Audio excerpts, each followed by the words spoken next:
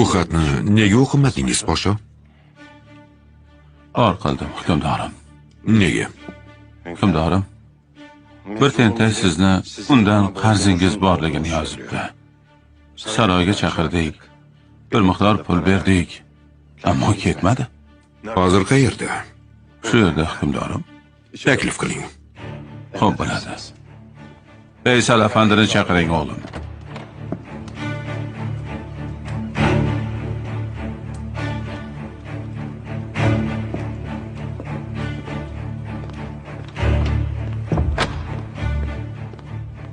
Qani, dardingizni ayting-chi. Hukmdorim, mendan qarzingiz bor. Sizdan nega qarz so'raganman? Hukmdorim, men savdo-sotiq bilan shug'ullanardim. Xonavayron bo'ldim. Bo'g'zimgacha qarzga botdim. Har kuni tunda uxlashdan avval Allohga duo qilaman. O'g'lim, hukmdorimiz qarz qayerdan kelganini so'rayaptilar. Aytganimdek, har kecha yotishdan avval Allohga duo qilaman. Kecha tunda tushimda Hazrati Payg'ambar alayhissalatu vassalam afandimizni ko'rdim. Sallallohu alayhi vasallam.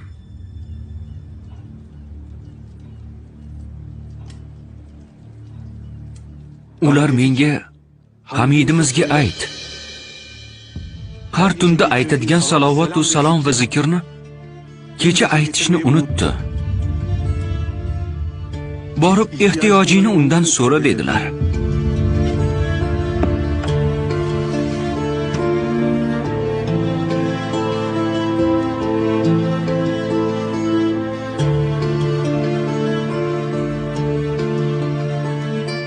Nima dedilar? Hamidimiz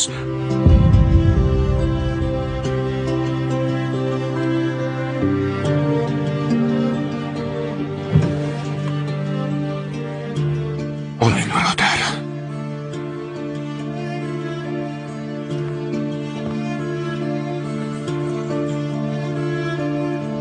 Nima dedilar? Yana qaytaring-chi. Hamidimiz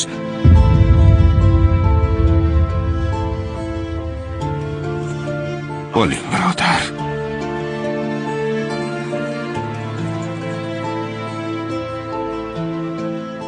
Nima dedilar? Yana bir marta ayting. Hazrati Payg'ambarimiz tushimda menga Hamidimizga ayt.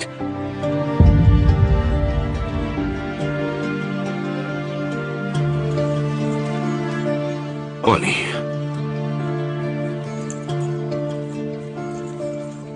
Yana bir qaytaring, birodar. Hamidimiz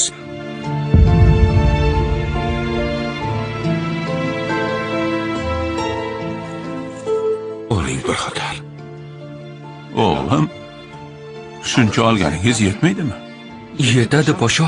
Hoziroq qarzlarimni uzaman.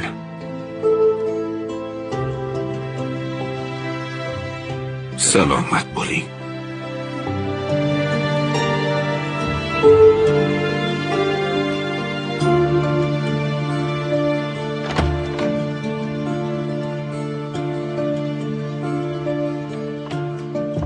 Hukmdorim,